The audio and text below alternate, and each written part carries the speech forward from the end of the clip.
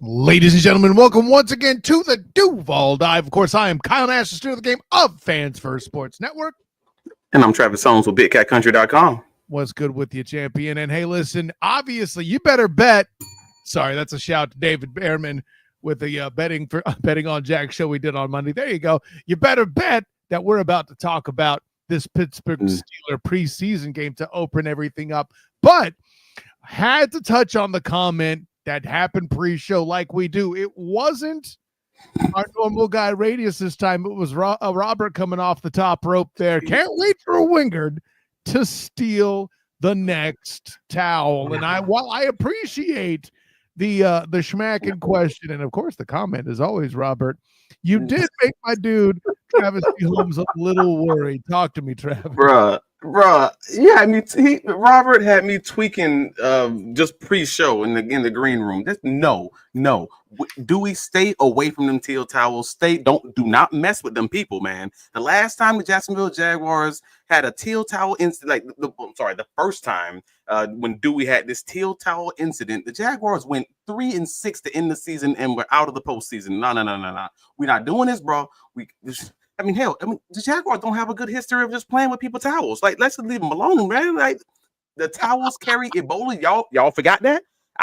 The Jaguars had to apologize to the NFL for Jacksonville carrying the towels carry Ebola sign.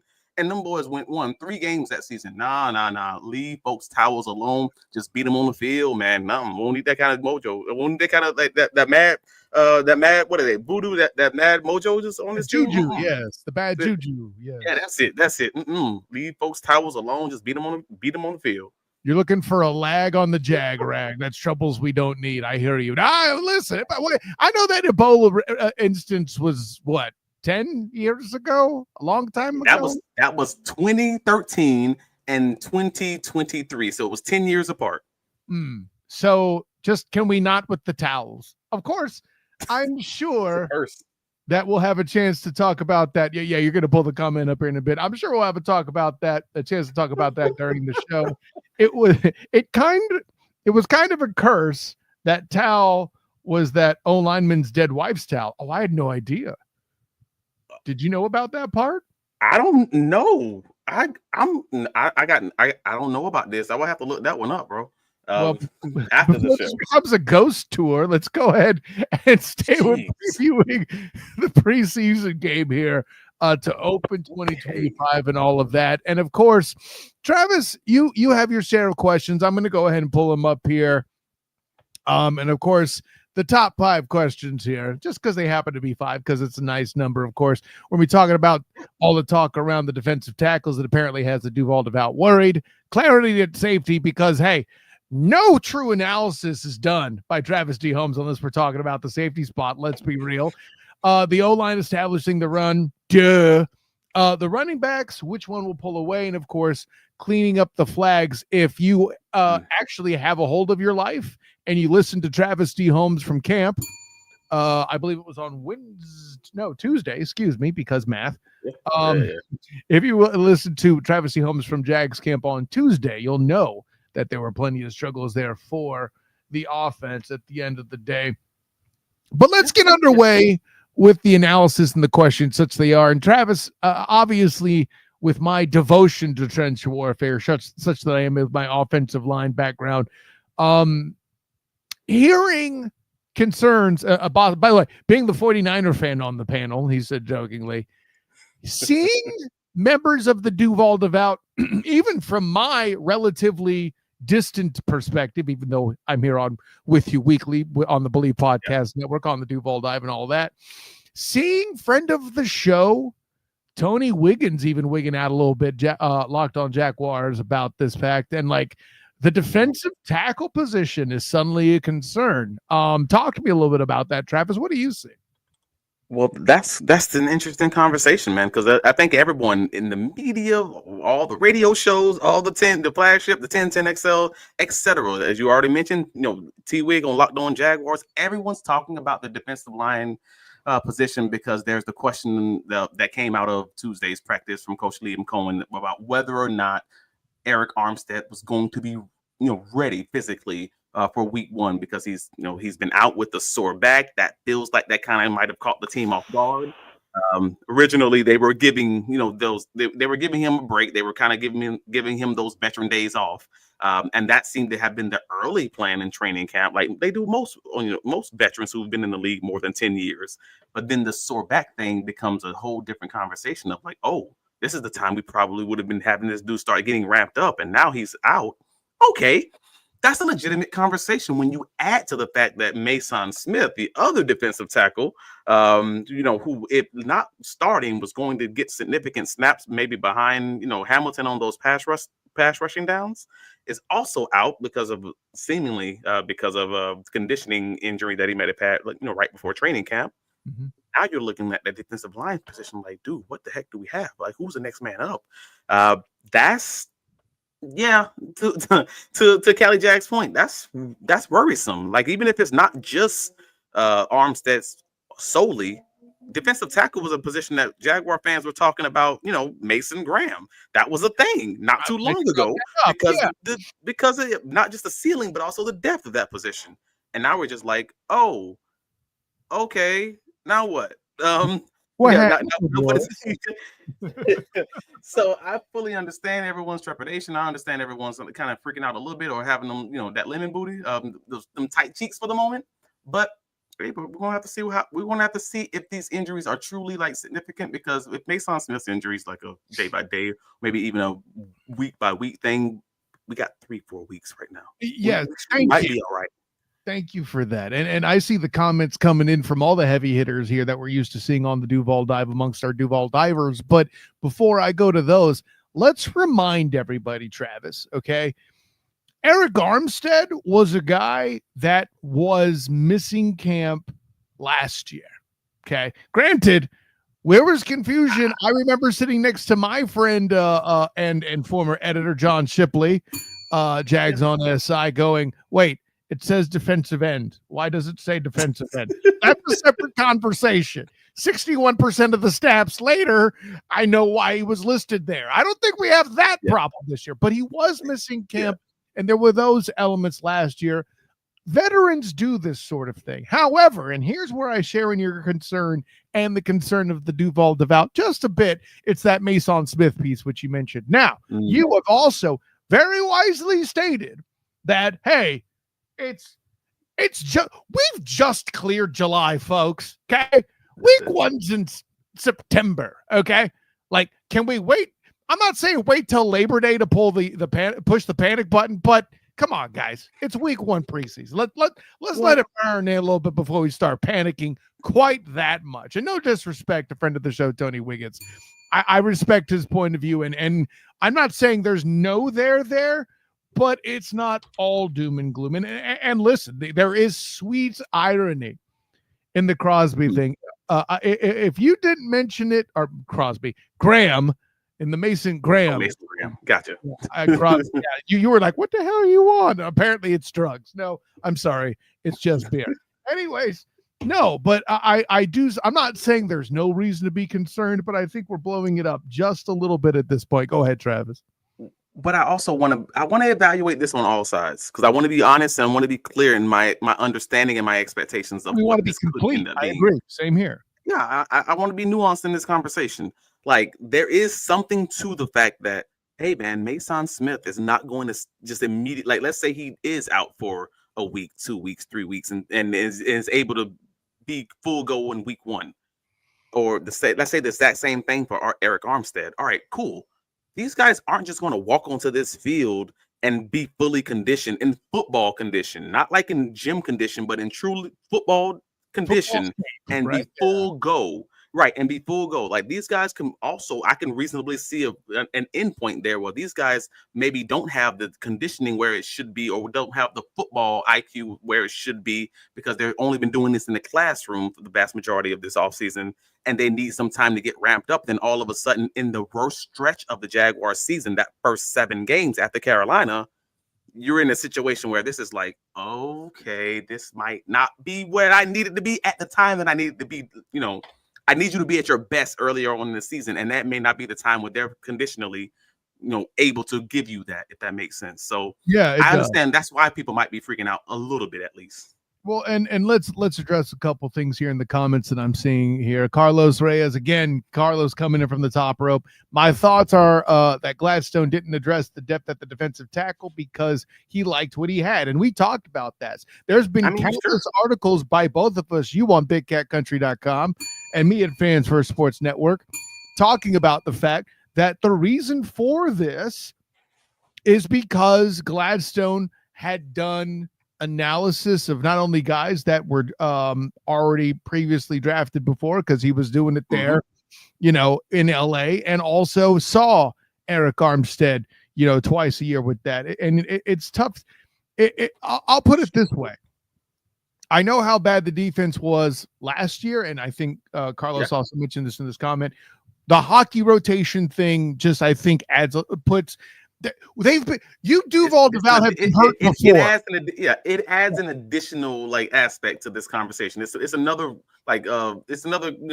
wrinkle that makes this a little bit different, because even with the last year's staff, this probably would have been a little bit better of a defense, just not doing that hockey shift rotation. So you're right there, bro.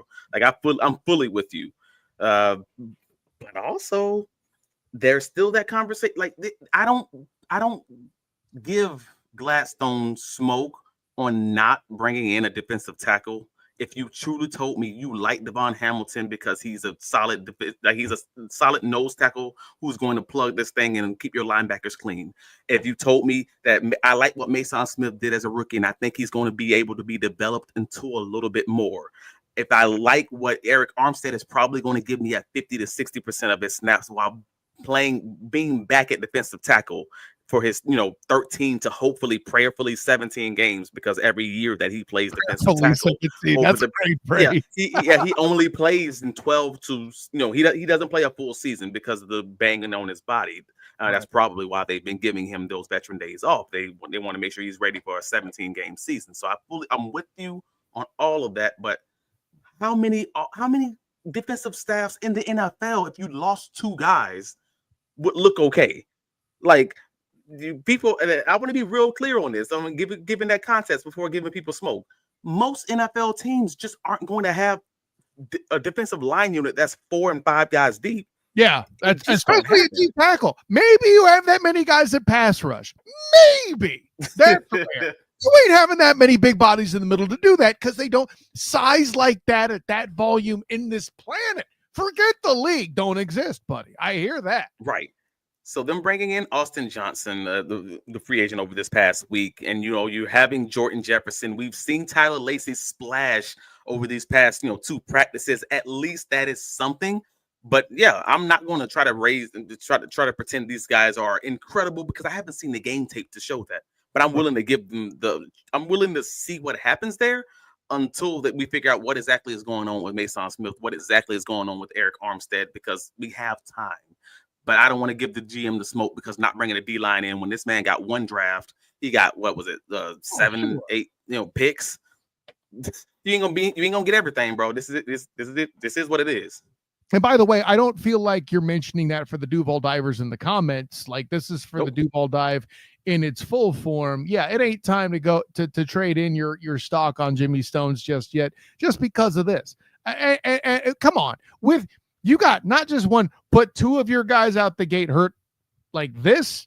But again, let's remind everybody, the date is August 6th. The game is August 9th. The season is still a month away. Let's not go completely bonkers. And hey, from day one, I said this was a 2-year rebuild. I said that from day one. And then they had a short off season. I'm like, yo, I wouldn't even taken it there yet. That's a completely great point. I'm also about to say, with all of that in mind, at this point, you weren't even going to necessarily see starters play in this game, right? We still haven't even confirmed that yet. I mean, so that's why this is so good, though. This defensive line conversation is because the guys that we want to see the most snaps from, Tyler Lacey, Jordan Jefferson, Austin Johnson, James Carpenter, all these guys are the ones you're going to see significant snaps. So pay attention. Pay attention to them big guys, bumping bellies, because that's exactly what you want to see. And let's find out who's going to show out and show up. Folks, understand that what just happened here between me and my personal champion in front of all y'all with that point is what chemistry looks like. I'm giving you your props, champion. That's what it is. Anyway, man, I appreciate you, bro. We here.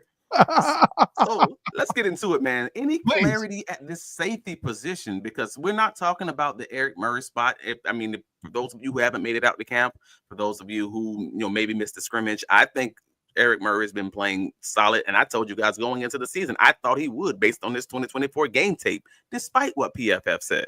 I watched every single Eric Murray snap, and I thought he played well. Doesn't do that. I'm sorry. Go ahead. And at the end of the day, I thought he's played pretty well, and it seems to be with that rotation at the opposite starting safety away from Eric Murray. We just have that conversation of who is it going to be, who's going to step up. Coach Liam Cohen, after practice last week, he said he was looking for guys who are going to be able to communicate, able to get guys lined up, and able to get their hands on the ball. We've seen guys who can communicate. I think Dewey Wingard is very good at that. And we've seen guys who are able to, help guys get lined up. That goes hand in hand with that communication, but also not busting coverages. I think even Antonio Johnson is also good at that. The conversation and the question remains, which one of these guys is going to take a step forward and get their hands on the ball in Saturday's matchup? Like, whether it's a pass breakup, whether it's an interception, whether it's punching that ball out on the fumbles, which one of these guys are going to separate themselves and just make this not into a conversation? Because we are entering that point where, hey man, the cream gonna have to be separated from the cream got to be separated from the butter. I don't even know what the phrase is, man, but whatever. Cream from the crop. Cream from the crop. Sure, that sounds right. Cream rice. I'll get clowned on that one in the comments. Whatever it is, the cream from the crop. It's gonna be separated, but it's gonna be on that ball. That ball control, that ball security, getting your hands on the ball in one way or shape, form, or fashion. So I'm looking forward to seeing. Who's it going to be? Ray Lane, Caleb Ramsaw. I haven't seen much from him this preseason so far because obviously he's, been injured for much of the training camp and going to be out for the majority of it. So I'm hoping, we'll see something from those other guys and show up that opposite safety position, man. So I don't know. Well, and by the way, that's the main reason I leaned right into my horrible Randy Macho Man Savage impression right there. I'm just trying to divert the attention from you forget to say. But better than Hulk Hogan. Hey, I got you. Come on, brother. Anyways, no. Hey, I'm not mad at you for pointing it out. Let me be clear. I'm just being silly now. But let's for all that you said for the safety position, if anybody's surprised that that's on your list of 5 for this upcoming game, I don't know what to tell you. And granted, it's not like you. Everyone has been freaking out, though. Everybody's been freaking out. And I swear to you, I'm getting that question every 2 days by someone. If it's on the socials, if it's via text, if it's in the group chat, in the messenger, whatever. I'm getting the safety. So who's taking lead at safety? What's going on at safety? Do we have an answer at safety? Because everyone wants to know that they're worried. Like, is Andrew Wiggins really going to be our starting safety? And you have the other side of the line. Is Antonio Johnson really going to be our starting safety? And then you have the third part of the line. Is Darnell Savage really in a competition with Eric Murray? And I'm just sitting there like, bro, like this, I think it's Eric Murray all day. And as it currently stands, I believe it's Andrew Wingard at that other starting safety until we get more shown to us that says otherwise. But again, I'm leaning Andrew Dewey Wingard and Antonio Johnson. I think that is a real neck and neck conversation. And I think Eric Murray's like solidified in pen in that other role. And we'll see what happens week by week. Yeah, in Sharpie. But we'll see what week by week because folks love Dewey. I like what he's done. Let's see if he's gonna do it when the lights come on. Let me be clear. Nobody, me included, by the way, has a problem with Andrew Wingard. Okay, that's not a thing. Nobody other than the towels curse. Yeah, I mean, stay the hell away from the towels. That's a fair point. Yeah, that's real. That's real. I mean, but at least we understand that was well intentioned. But and I'm going to go to this comment here from Cali Jack. I got him credit. You try being an abusive relationship for 30 years, you'd have some trepidation too. And we appreciate the trepidation. Hell, just the years that were covered in the Trent Baalke regime are enough for you to be trepidatious. See there, I made it, the adjective there. But anyways, no, I am over 30 years old. I have been in an abusive relationship for my full adult life with the Jacksonville Jaguars organization. That's way before I was ever part of the media. So I know a thing or two because I've seen a thing or two. I got you. But at the end of the day, I understand I have this team makes me drink shirt for a reason. Like, I obviously don't generally have confidence in the moves that are made by the team. But I'm willing, because I'm a process guy, to give these guys the space and give these guys the room to make their mistakes and figure it out, because I like the process of what's happening so far. It's not worked out with the injuries and everything else, but also the games ain't started, so nothing's been lost. I'm just willing to give them the time to see how it goes. No, hey, there's plenty of there. No, I get you there. I don't let you know what. Somebody made, or actually Tappa, to be clear, made the comment about the safeties being the worst position. Well, we're heading over to the part of the world where a lot of other people say it might be the worst position, and that's it. Specifically run blocking for the offensive line. Can that offensive line establish the run? And I'll tell you, at this point, granted, we talk about not playing starters and things like that. You know where that applies the least? That's on the offensive line. As starters go, you're going to see most of the reps, and you do on any NFL team, most of the reps, the starters stay on the field on the offensive line because you're trying to get that gel to merge together, so to speak, right? And I'll say this. Let's not get too panicked by one game, but I do enjoy that an opening test is a game like the Steelers. Granted, the Steelers aren't the Steelers of the 70s anymore, but there's a mental game there. And if you could go in there and establish dominance, even albeit in a preseason game against a team with a mystique like this in the trenches, it's definitely a confidence boost and a step in the correct direction. Don't you think so, Travis? I do think so. And that's what this comes down to, because at the end of the day, one thing we know about the Pittsburgh Steelers is they are bad at drafting quarterbacks, and they are incredible at drafting everything else as far as the trenches are concerned, the defensive line, the defense just in general. So they're not just going to be one deep. They're going to be multiple layers deep as far as that's concerned. So, yeah, I'm like, if the Jaguars, even if they don't play their starters, I still feel like the Jaguars, if they can show me that they can establish the run against this Pittsburgh Steelers defense, I don't care who's playing. I think that at least gives me confidence that this is something that can be transposed. You can carbon copy this bad boy over to the next week, preseason, week 2, week 3, and week 1 into the NFL season, giving these guys the confidence that they're going to be able to do this and when the lights come on in week 1 of the regular season. That's what I believe. And I thought the same thing even in the 2024 preseason, when I was like, oh, they're struggling running the ball. Oh, that's not going to transfer. I remember right. That's not going to transfer. Like, it's one of those things.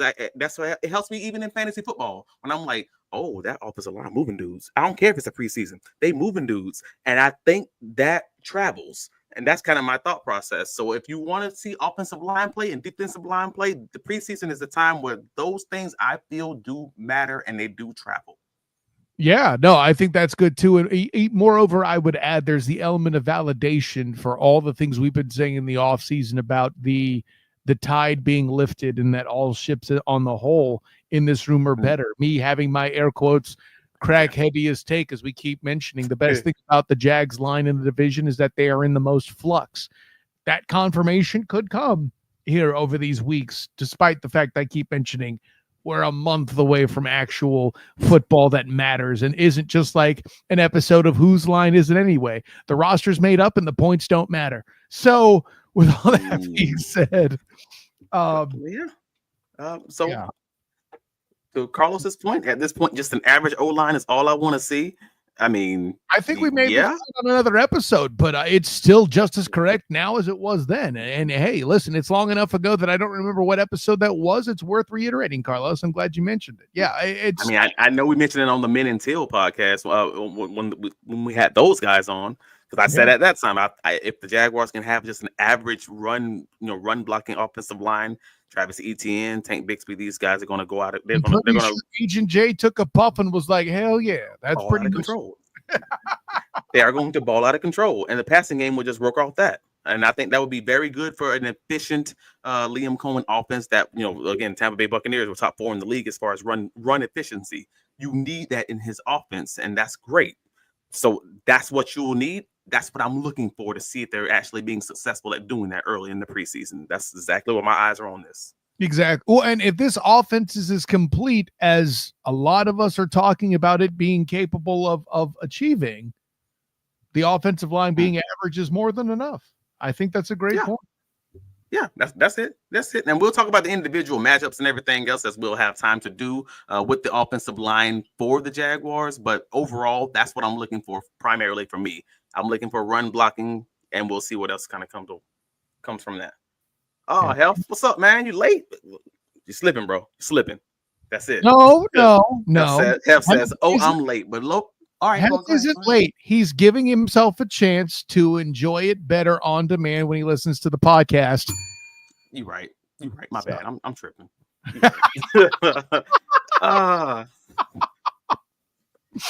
Oh man. Oh yeah. Let's go. Yeah. That next piece is which running back pulls away, and I know everyone's going to automatically think I'm talking about Tank Bigsby and Travis Etienne. And in some ways, you could make this argument that is part of the equation also, but we don't even know if these guys are going to play. But if the starters didn't play, that would also give us some kind of indication of how this team feels about the running back. So either way, in my Cat Williams voice, either way, we gonna have an answer as far as this is concerned. Like if it's one of those guys, like whether it's Travis Etienne or Tank Bigsby didn't play, then we're gonna absolutely on Monday be here. Like, oh, okay, does that mean he's a starter? And if they do play, then we'll see kind of what performance they kind of show on the tape. But I'm more focused on that third down back, whether it's Tootin or whether it's Allen, LaQuint Allen, or whether it's Jackson. All these guys have been playing really well in training camp, and I'm just kind of curious, like who's going to take a hold of that and be that third down back? Because LaQuint Allen, his college profile tells us he's that guy. Bashaw Tootin tells us he should be that Travis Etienne, the guy who takes that Travis Etienne role eventually, but he hasn't had much of an opportunity to show us that in training camp just yet because of his hamstring injury. So now, is he going to be that third down back? And that's going to be a very interesting competition there, in addition to Travis Etienne and Tank Bigsby competition for that starting role. Yeah, and listen, for those who haven't figured it out yet, for all the trash I talk on the ACC and all the places, I have proven myself beyond a reasonable doubt on this and other shows to be a LaQuint Allen stan. I am looking forward to this. Listen, even more than the O-line question that you have there at 3, this was the one I'm going to be watching closely. Again, against a team that's as traditionally stout as it is up front on defense. As the Steelers, if LaQuint Allen can shine, I'm looking for it. Also to protect whoever it is at quarterback the Jags throw out there. I just know it's not going to be a former CFL player this time around. That's all. But in this instance, I said what I said, Travis D. Holmes. Don't hate. I like Nathan Rourke was the man. I don't know what's wrong with y'all. Minshew Light. That man was great. Well, hold on. Listen, I don't think he was Uncle Rico. There's a line. But that all being said, I mean, not in terms of his playing. I mean, personality-wise. Like, listen, I don't ever expect Nathan Rourke to come out with a mullet. You know what I'm saying? So, with all that in mind, I think this is a great opportunity for both Jackson and Allen to make a difference there on a running back position that we've been talking about, having our own concerns with. So we'll say all that. Carlos chimes in on Rourke. He's still killing it in the CFL. See, I ain't mad at him. So. Yeah, and Louis Rees-Zammit is going to kill it. And he's going to kill it back over there playing. What was it? Not rugby. Was it rugby? Yeah, rugby. He's going to probably kill it back over there in the UK. Nothing wrong with that. Hey, man, get it where you can fit in. Like, that's okay. Everybody don't survive and don't succeed in the NFL, and you can still make a great living over there in the CFL. Cool. And you know what? The conversion rate from pounds to dollars is awesome. So there you go. The conversion rate from pounds to dollars is awesome, but the conversion rate from dollars to pounds is dreadful. Well, is that what I said? No, anyway. I know. I'm with you. I'm with you. I just came from the UK a month ago. I was pissed off when I found out how little our dollars is worth compared to theirs, bro. That wasn't it. It used to be 2-1. I'm just saying. I digress. And then of course Robert Jackson will make a hole. He's a bigger tank. Hold on. I have to ask, Travis, how do you feel about that take? Jackson is a beast, bro. Like I wish the Jaguars had an opportunity to keep him on the active roster because he's that good. Like he's the anger man. He's that guy who shows up on those angry runs on those like I forget what the show used to be. When they'll have like the top 10 angry runs of the day or something along those lines. That's JaQuinton Jackson all day. Like it just is. And the fact of the matter is his best case scenario, because this running back room is so stacked, it's unlikely just going to end up being realistically a practice squad guy unless someone gets injured in training camp or unless someone gets traded. And I don't know if that's going to happen, but if it does, I think he absolutely makes the roster based on specifically what he's done on the field. So like he's truly played that well, and it just sucks that this room is so stacked. It's a good problem to have, man. Yeah. We should be so lucky to see a situation where Dearness Johnson isn't your best blocking back and that sort of thing, as we've said on this show. I mean, can you imagine us having a game on the line in week 7 and we were like, hey man, JaQuinton Jackson, that's our number 1 read on this play, because that's freaking Johnson. That's crazy against the Eagles, man. That was just wild. I'm sorry, I'm not bringing up old stuff. I'm just that's the comparison for me, and that's PTSD. That still pisses me off. And I don't even play for the Jaguars. I mean, it's not that bad, but it's bad. I get it. It's that. There's layers to this. Anyways. Old Doug. Yes, Carlos. Old Doug, man. That man. Whew. All right. So we talked about the defensive tackle room. We talked about the safety position, establishing the run, like the offensive line, trying to move guys and just trying to, show up what they've been practicing all season and putting it together. We talked about which running back's going to pull away, whether that's the Tank Bigsby, Travis Etienne competition, or the competition between, JaQuinton Jackson, LaQuint, Allen, Bashaw, Tootin, all those guys behind for that, backup third running back role. But finally, can we clean up the flags? Like everybody who's been to camp, everyone who's been to camp, everyone who went to the scrimmage in the Jaguars in Everbank Stadium on Friday, everyone who went to Tuesday's practice when they had 8 penalties overall, including holding penalties, saw what we're seeing. Man, you got illegal procedure penalties, you got delay of game penalties, you got the false start penalties, you got all these issues just like getting lined up sort of penalties, which you'd expect to see earlier in training camp with the team learning a new offense. I fully get that, but also bringing in other players, bringing in new players as the training camp goes on with injuries and everything else. Yeah, you're going to see some of these things from certain guys, but the consistency that we're seeing it ain't there. And it should be there early on, but we'd expect it to be there by day 10, day 9, things of that nature. So the fact of the matter is, it's not consistent. It's not what Coach Liam Cohen wants it to be. He said that after Tuesday. It's not where fans want it to be. I think you guys have all talked about it. Can they put it together when the lights come on? Or is this something where they're just getting bored and they're just kind of, like they're the kid in class who's just super smart, but they're just also don't feel like doing the work, so they're just out here just playing with Legos instead of just focusing on the math? Or is this really like, all right, this should be a concern for the next few weeks and they're going to have to figure out a way to get it right? I don't know, but it's something I'm looking for, bro. Yeah, and obviously, again, the line's the big part of it. Obviously, you and I both have spoken at length of the flux. It's the source of my crackheadiest take, all of that. And I would even add, what's the number? 60% of this roster weren't Jacksonville Jaguars last year. I mean, all of that matters. Now, do they have to clean it up? Duh. I'll put it this way. If I'm a fan and I've been hurt for 3 decades as a member of the Duval Devout, which I haven't, but I know you have, Travis, I would at least temper my expectations.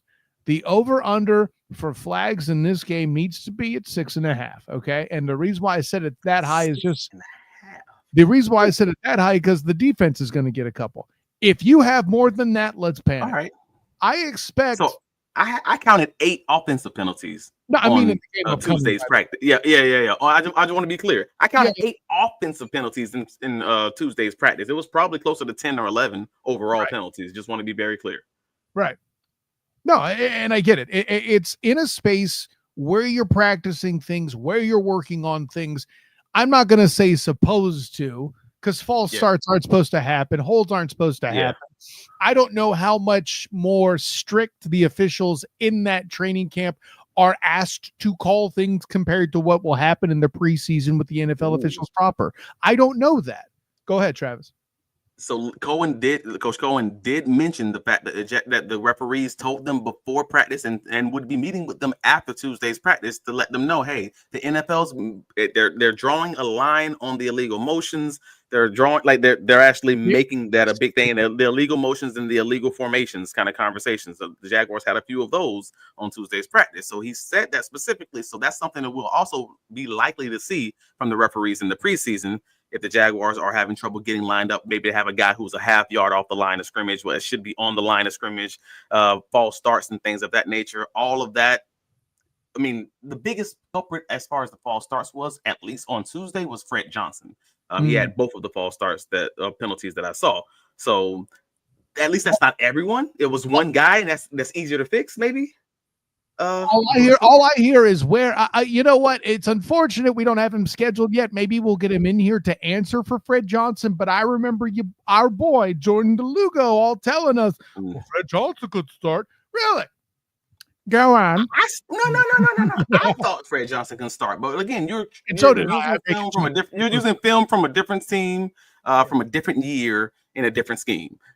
You don't know. You don't know until they're all on the same field playing the same scheme, and we'll see what it looks like when they're together. But unfortunately, yeah, those false starts wasn't it. And Fred has had a few reps that I'm 100% sure he'd like to have back. Like, it just hasn't been where I thought it would be at this point in training camp. That doesn't mean he can't bounce back and kind of get it right. But overall, like, those are my primary things that I kind of wanted to see. I wanted to see these guys get it cleaned up. They got to do better, and they've had many good days of camp. Also, they just can't have one of those bad days when it comes to Saturday. That's really all it comes down to. And I know a lot of folks are going to ask me, "Hey, man, how come Travis Hunter ain't here? How come you ain't talking about Travis Hunter? Where's BT? Where's the big guys?" I'm like, because I don't know if Travis Hunter's going to play. And if Travis Hunter does play, I can't tell you which side of the ball he's going to play on. I can't tell you how much he's going to play at all on either side of the ball. So I can't really tell you, hey, this is the top question I need answered, because if I'm a smart NFL coach, I'm probably not letting you guys see everything that I have in stock for when the games actually matter. As far as Travis Hunter is concerned, how I plan on truly deploying him in the season, so you have a few weeks to get caught up on how you want to game plan that. Nah. I'm gonna wait to unveil that in week 1. Personally, that's what I think. If Cohen does it, hey man, God bless you. Like, cool, ain't nothing wrong with that either. But that's especially if you start stacking dubs. I get you. Yeah. I'm not putting Travis Hunter out there at receiver and then putting him out there at corner just so fans can clap. And no. I love fans. I love y'all. But I'm about winning when the games count. Like, preseason is just that, man. It's practice, it's glorified practice. So we'll see what happens there, but that's my thoughts on why Travis Hunter wasn't on that list for me personally. And we'll see if they announce before the game, which starters will be playing, and will Travis Hunter be playing, and what sides of the ball and everything else. So we'll see. I would predict he gets a drive on each side, but I'm not prepared to see him play meaningful snaps, as the term goes. Right? I think there's some there. So how would you feel if they had Travis Hunter out there, like on defense, like maybe let's say starting on offense, and then they put him out there against like the twos or the threes in the second quarter? I'm good with that. It's a good opportunity for him to get used to the speed of the game that everybody talks about is different, and to actually do a shall we say stepped approach, phased approach to NFL speed. I don't dislike it. Now, granted, let's not make it more than 3 series, but yeah, I could see the logic. That's so funny to me, man, because I'd be pissed. Not a little mad, not like disappointed. I would legitimately be questioning the head coach, and I'm being honest with you. Like, I could easily say, yeah, I would be disappointed. No, but the God honest truth is, I would be like, what does Travis Hunter gain by playing against the threes in the first preseason game that he can't get from practice just playing against, his second string, maybe even some of his starting guys, or joint practices against the Dolphins, in a few weeks. Like, I just don't see the risk reward conversation to having Travis Hunter out there against the threes in week 1 of the preseason. I would say this, and I'm not saying that Travis Hunter needs a confidence build. I don't know, that I'm not as close as you are in a lot of these. I'm certainly not as close as the coaching staff with the Jacksonville Jaguars. But I will say, I'll never forget how hyped I was when my first pancake of the season was a scrimmage we had with another team in our preseason, because it was somebody other than my teammates. It was somebody who I'm supposed to hit. And there's mental value there, you know. Now, granted, to your point, you want to get mad if they play him. Here's what I see you doing. If it's only for a series, both sides of the ball, you will temper your festivity, so to speak. If it's there for beyond two series on one particular side of the ball, your festivity would maintain, and I would think you have a very valid point. I got you. And I'm here for all the fanfare and all the celebration that will come if Travis Hunter gets an interception against a future UPS worker. But also, I don't know what that does, bro. Like, I just being real with it. Like, if you're talking about him playing against a guy who was unlikely to be on the roster, it will feel good. And I think that's what the point that matters for a lot of fans. It will feel good in the moment. But I think confidence is important for a young player too. I think that's the thing. I'll make this prediction. If he gets a pick, he's done for the night after that. Oh, sure. Yeah, I can get down with that. Yeah, I'll go with that. So at the end of the day, that's my logic, though. That's my reason. I would say, like, I don't think it's worth it, but I understand it. Let me be clear. Just because I went a different direction doesn't mean I think you're wrong. I got you. It's one that I'll be scratching my head about, but as soon as the game's over, if there are no injuries, I'll be like, all right, good job. But also, I ain't like it. But also, I ain't like it. All right, cool. Well, and Carlos makes a point too that's worth adding. The Dolphins don't have any defense, so he might not learn anything facing them. Of course, you're referring to the inter-squad practices there. I mean, he's not wrong. He didn't even get a chance to, burn an aged out. I mean, hey, but then but as much as folks might say, hey, the Dolphins don't have a good defense left, then how do you feel if they go down in Miami in those joint practices and are quiet? Like, how does that make you feel when you say, hey, this team is going to be sorry, this team has no defense, and then all of a sudden it's like, oh, well, I would be concerned, would it not? Right. So I'm not passing judgment on a team I haven't seen play yet. People can say the Dolphins don't have no defense, and maybe that might be true, bro. But we ain't seen them in the live game. Yeah, that's it. Game ain't played on paper, bro. It is what it is. I don't know. We'll see what it's going to be, but that's what it was. So, Duval, Dave, shout out, man, hopping in. I want to see Travis play, but I can't wait until regular season. Injury bug scares me, but injuries can happen at any time, and that's facts. Ask Mason Smith. That's all-season training. Like that. That is what it is. Like, you can be just training, you can be in practice, you can be playing in a game, and you're not wrong. If I want to play Travis Hunter, the juice got to be worth the squeeze. That's all I'm getting at.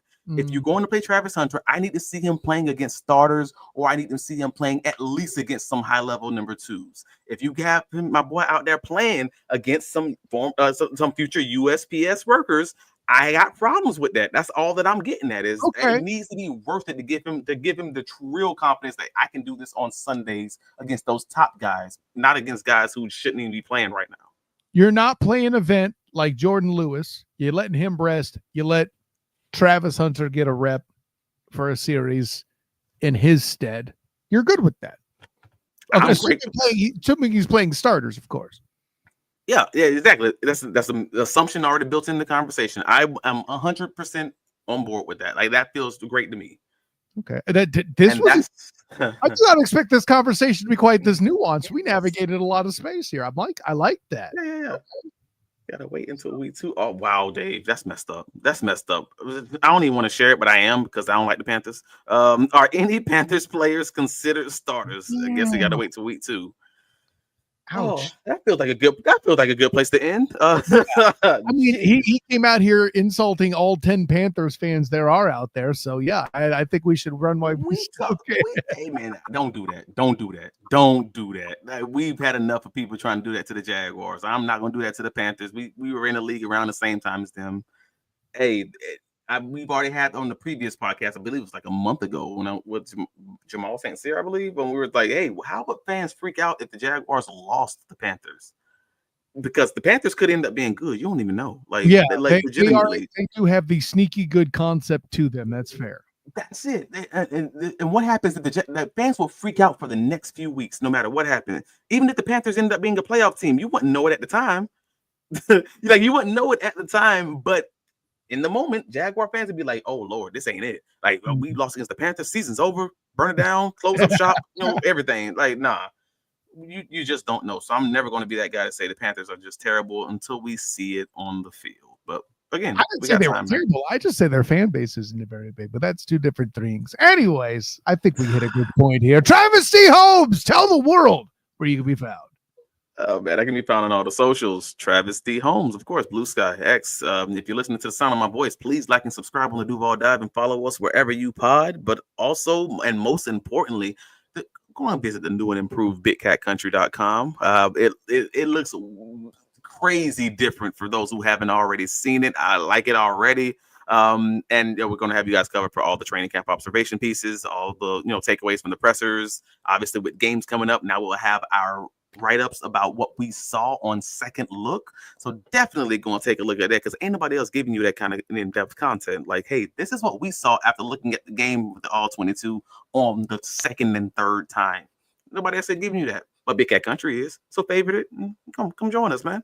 Where can you be found, sir? Of course, I'm Kyle Nash, student of the game. You can find me on Fans First Sports Network, writing about your Jacksonville Jaguars as well as the Orlando Magic. And of course, check me out on Twitter, Instagram, Threads, and Blue Sky at the SOTG. Check out my work on Facebook as well, as the student of the game.